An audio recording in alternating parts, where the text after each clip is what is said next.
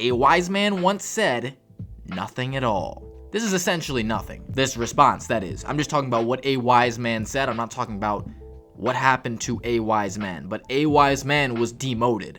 I don't look at it as a demotion or nothing. Jordan Poole says it's not a demotion. Jordan Poole was in the G League. Yeah, I mean, it's a good attitude. It's the right attitude to have, but in all aspects, it is technically a demotion. And the fact that you are a number 2 overall pick getting sent into the G League for a reason other than an injury, it's not a great sign. No shit. Like, maybe this is what James Wiseman wants because he can actually play a game of basketball in a fashion that caters to him. I know what a lot of people are probably thinking, like, how hard can it be playing with Steph Curry and the Splash Brothers? All you have to do is set screens and roll to the basket. You're not wrong. James Wiseman possesses far beyond the athletic ability, physical traits of a guy like Kevon Looney. He can jump higher, he can run faster, he's bigger, more explosive. Physically, he is at a total advantage in one of the worst center positions that any team has in the NBA. The Warriors have never been anything more than a role-playing center team in this Steph Curry era.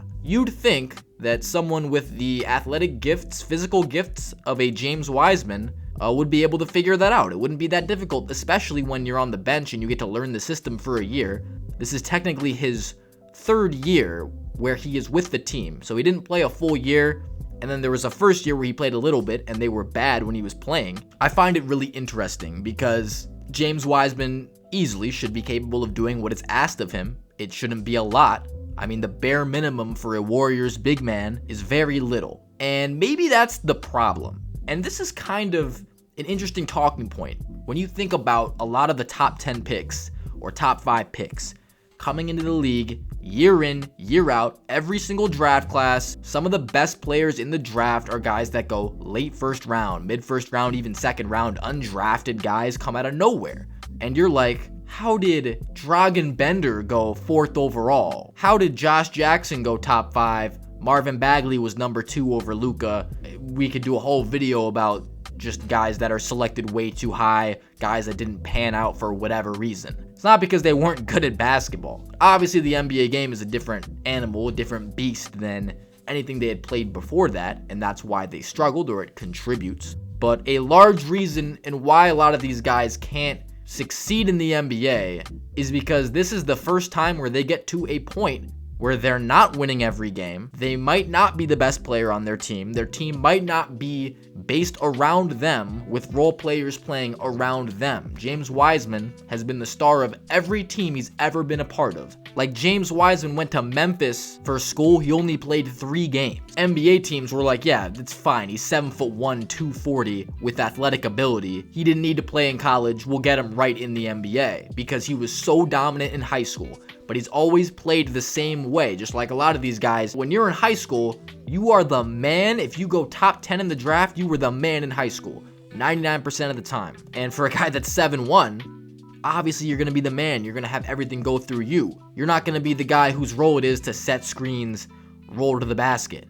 I mean, you're getting the ball in a face-up. You're getting the ball in a post-up. You're getting the ball with space to create something because you are the centerpiece. So James Wiseman is on a team where he doesn't have a lot that's asked of him. He has to do role player stuff, which he's never done before. At least to this capacity, at least in its entirety, that's all he's doing. And a lot of times, players need their number called as a motivator. You draw a play for him and he scores, that gives him more energy to play defense. It's like a psychological thing. For James Wiseman, this year, he's been absolutely brutal. His net rating is poop.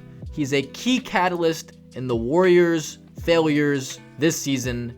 It is all on the second unit. It is all on defense, pretty much. It's not like he's offensively challenged, but he's not just going to get 15 points in his sleep every game off the bench. He's not being used that way. But a lack of feel for the game. He looks like he was drafted yesterday. It's hard for the Warriors to keep him out there. So if he was on a losing team that was supposed to be bad, it wouldn't matter because you are allowed to make all these mistakes. You are allowed to fail a million times because your team is not going to be good anyway. And so you grow from that, and that makes you a better NBA player. A lot of times you have to fail to be successful, and we see it more with these guys that don't know how to play a certain role that they're put into. This is not me taking the blame off of James Wiseman in total because this is your third year where you're in the league. You're around the NBA atmosphere. You're at your team's practices. You're practicing with your team. You're watching your team's games. You should understand exactly what to do at this point. And with guys like Kevon Looney that you're sitting behind, you should just be doing everything he's doing. And if you can do everything he's doing exactly how he does it, you will be better than him because you have greater physical traits than him. Obviously, easier said than done. A guy like Kevon Looney, he's picked 30th overall. He really had to work his way into the role that he's in right now and has been in the last season or two. So that's just something that he doesn't have, James Wiseman. Like Jordan Poole, he was in the G League, but it was okay because he was the 28th overall pick. A lot of great NBA players have to go to the G League first, but it's never these guys that were picked in the top 3. I mean, that's ridiculous. I don't remember the last time this has happened. This is some bizarre stuff. I made a video about James Wiseman before the year because I thought it was an exciting prospect. The Warriors, a team fresh off a championship season with a bunch of young guys who, by the way, are also, like, Jonathan Kuminga has been also brutal for the Warriors this year. Moses Moody has had some DNP coach's decision. These guys do not have the same level of expectations as Wiseman. Kuminga, it's closer because he was the 7th pick. Moody was not someone that everyone thought would be a star. He's a playable rotation guy that I think will last in the league for a little bit. Wiseman is the guy that has star potential, and I thought it was really interesting that the Warriors didn't want to trade him at the deadline last year, or any of their young players for that matter, because they were looking at a championship trajectory and they could have traded their young players for another star or another high-end role player or two that could have helped them in areas of need, like guys that can actually play center. They didn't do it. They won a championship anyway.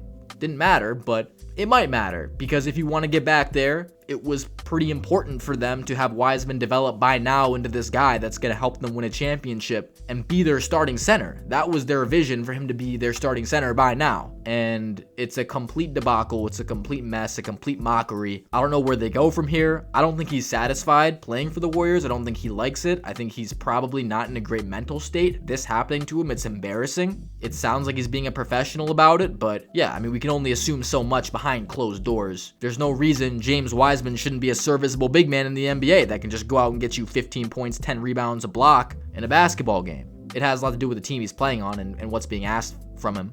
But if you're building a team around him, I think it would be a lot easier for him to be acclimated. That team wouldn't be as good, but the way he is right now, he's lost.